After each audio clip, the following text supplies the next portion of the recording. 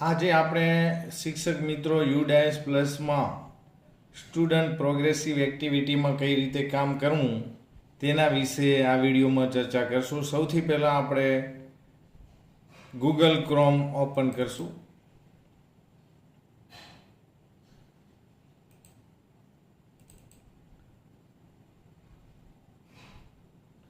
ત્યારબાદ Google search બોક્સમાં આપણે યુડાયસ પ્લસ 2025-26 પર ક્લિક કરશું.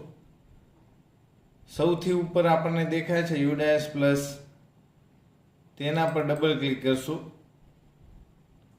ને આ રીતે આપણને જમણી બાજુ લોગિન ફોર ઓલ સ્ટુડન્ટ દેખાય છે, તેના પર ક્લિક કરશું.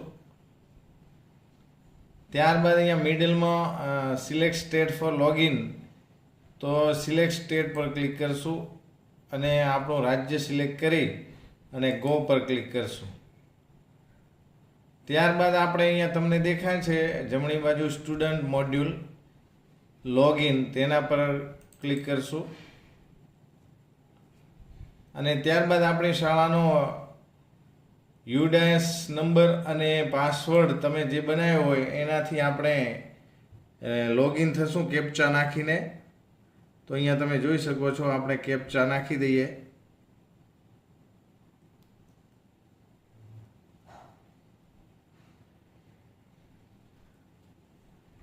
અને લોગિન થશું.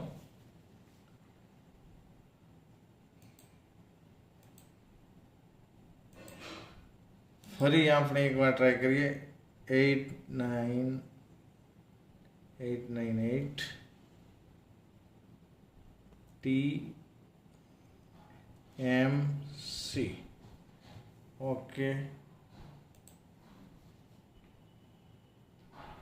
હવે અહીંયા તમને જે લાલ કલરમાં દેખાય છે કરંટ એકેડેમિક યર 25-26, તેના પર ગો ટુ 25-26 પર ક્લિક કરશું અને આ હું બતાવે છે જે આપણને આપણી સ્કૂલ ઇન્ફોર્મેશન, શાળાની ડિરેક્ટરી, તો એને આપણે જોઈને ક્લોઝ કરી દઈશું.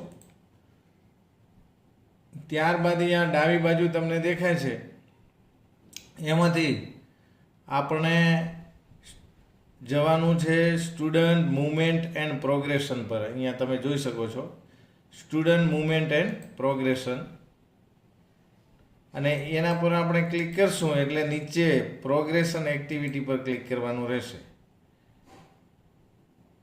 અને પછી આ રીતે તમને જે સિમ્બોલ દેખાય છે એની નીચે પ્રોગ્રેશન મોડ્યુલ પર ગો કરશું, ક્લિક કરશું એટલે આ રીતે ખુલશે. અને હવે આપણે જે ક્લાસનું અપડેશન કરવું છે તેના પર ક્લિક કરશું. ધારો કે મારે ધોરણ 7નું અપડેશન કરવું છે, તો ધોરણ 7 અને ક્લાસ આપણે AB-માંથી એ પહેલો સિલેક્ટ કરીએ અને ગો પર ક્લિક કરશું એટલે નીચે સ્ટુડન્ટનું લિસ્ટ આવી જશે. જે થયેલા છે જેનું કામ એનું આમાં મિત્રો ડન બતાવશે, અહીંયા તમે જોઈ શકો છો, અને બાકી છે તો એ પેન્ડિંગ બતાવશે. તો આપણે અહીંયા જોઈ શકો છો કે મારે આ સ્ટુડન્ટ પેન્ડિંગ છે. હવે મારે આમાં શું કરવાનું છે, તો અહીંયા પ્રોગ્રેશન સ્ટેટસ સિલેક્ટ કરી અને પ્રમોટેડ બાય એક્ઝામ, પરીક્ષા દ્વારા એને પ્રમોશન આપવામાં આવ્યું છે એટલે એના ઉપર આપણે ક્લિક કરશું. આ ધોરણ આપણે 3થી કરી અને 8માં આ ઓપ્શન પસંદ કરવાનો છે. બાલવાટિકા પહેલું અને બીજા માટે પ્રમોશન વિધાઉટ એક્ઝામ કરવાનું છે એટલે આપણે 3થી 8નું ત્યાં 7મું ધોરણ છે તો પ્રમોટેડ બાય એક્ઝામ પર ક્લિક કરશું. ત્યારબાદ એને એક્ઝામમાં કેટલા માર્ક્સ છે એ આપણે જોઈને એન્ટર કરવાના રહેશે. વિદ્યાર્થીના ટકા કેટલા છે એ એક્ઝામમાં એને 7મામાં આપી દો અને એની હાજરીના દિવસો કેટલા છે વર્ષ દરમિયાન એ આપણે અહીંયા લખવાના રહેશે. ત્યારબાદ અત્યારે એ શાળામાં ભણે છે કે LC લઈને જતો રહ્યો છે. જો LC લઈ ગયો હોય તો લેફ્ટ વિથ TC અથવા તો વિધાઉટ TC, અને અત્યારે હાલ ભણે છે તો studying in the same school, એ જ શાળામાં અભ્યાસ કરે છે, એના પર ક્લિક કરશું. ત્યારબાદ અહીંયા દેખાય છે કે ક્લાસ આ 8 છે, ક્લાસ 8માં આપણે જોઈએ તો સેક્શન 8મા ધોરણમાં સેક્શનમાં સિલેક્ટ કરી અને એ કરશું. અને ત્યારબાદ આપણે અપડેટ ઉપર ક્લિક કરશું એટલે આ જે 8મા ધોરણનો વિદ્યાર્થી છે એ આપણે અપડેટ થઈ જશે. હવે જો student detail have been updated successfully, okay આપી દઈશું. તો અહીંયા તમે જોઈ શકો છો ગ્રીન કલરમાં ડન થઈ ગયું, જે પેન્ડિંગ હતું તે રીતે.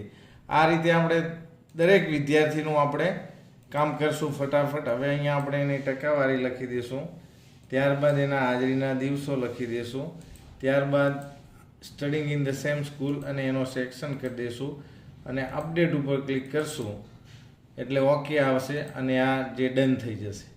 તો આ રીતે મિત્રો આપણે ફટાફટ આપણે આપણા વિદ્યાર્થીઓનું અપડેશન કરી દેવાનું છે. ફરી એકવાર આપણા પાસે ટકાવારીનું લિસ્ટ છે જ.